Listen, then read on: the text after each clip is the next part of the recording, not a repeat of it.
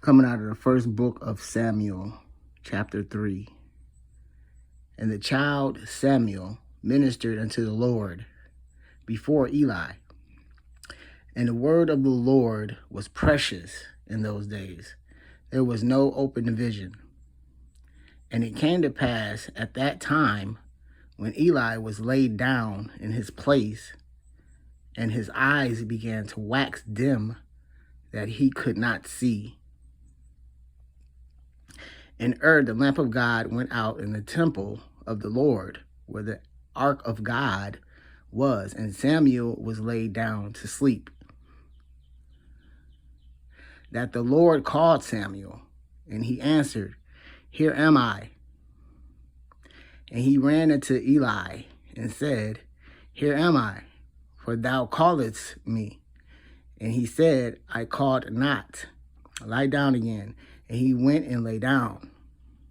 And the Lord called yet again, Samuel. And Samuel arose and went to Eli and said, Here am I, for thou didst call me. And he answered, I called not, my son. Lay down again. Now Samuel did not yet know the Lord, neither was the word of the Lord yet revealed unto him. And the Lord called Samuel again the third time. And he arose and went to Eli and said, Here am I, for thou didst call me. And Eli perceived that the Lord had called the child. Therefore Eli said unto Samuel, Go lie down, and it shall be, if he call thee, that thou shalt say, Speak, Lord, for thy servant heareth. So Samuel went and lay down in his place. And the Lord came and stood and called as at other times, Samuel, Samuel. Then Samuel answered, Speak, for thy servant heareth. And the Lord said to Samuel, Behold, I will do a thing in Israel, at which both the ears of every one that heareth it shall tingle. And that day I will perform against Eli all things which I have spoken concerning his house. When I begin, I will also make an end.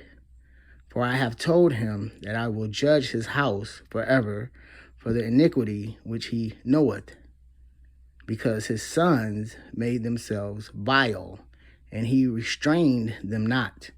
And therefore I have sworn unto the house of Eli, that the iniquity of Eli's house shall not be purged with sacrifice nor offering forever. And Samuel lay until the morning, and opened the doors of the house of the Lord. And Samuel feared to show Eli the vision. Then Eli called Samuel and said, Samuel, my son. And he answered, Here am I. And he said, What is the thing that the Lord hath said unto thee? I pray thee, hide it not from me. God do so to thee, and more also, if thou hide anything from me of all the things that he said unto thee.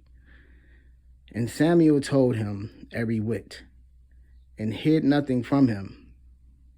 And he said, It is the Lord. Let him do what seemeth him good. And Samuel grew, and the Lord was with him, and did let none of his words fall to the ground. And all Israel from Dan even to Beersheba knew that Samuel was established to be a prophet of the Lord. And the Lord appeared again in Shiloh, for the Lord revealed himself to Samuel in Shiloh by the word of the Lord.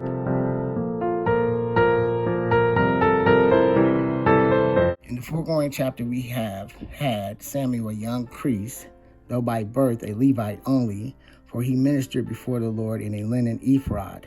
In this chapter, we have him a young prophet, which was more, God in an extraordinary manner revealing himself to him, and in him reviving, if not commencing, prophecy in Israel.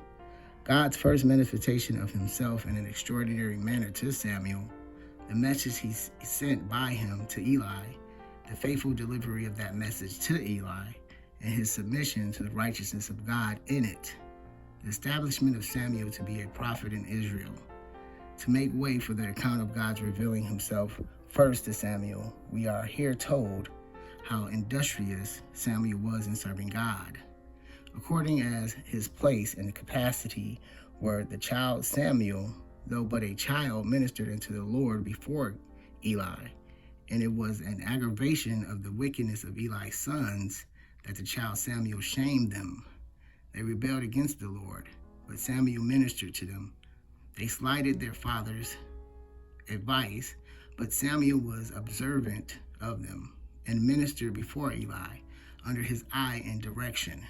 It was the praise of Samuel that he was so far from being influenced by their bad example that he did not in the least fall off, but improved and went on. And it was a preparation for the honors of God intended for him. He that was thus faithful in a little, soon after entrusted with much more.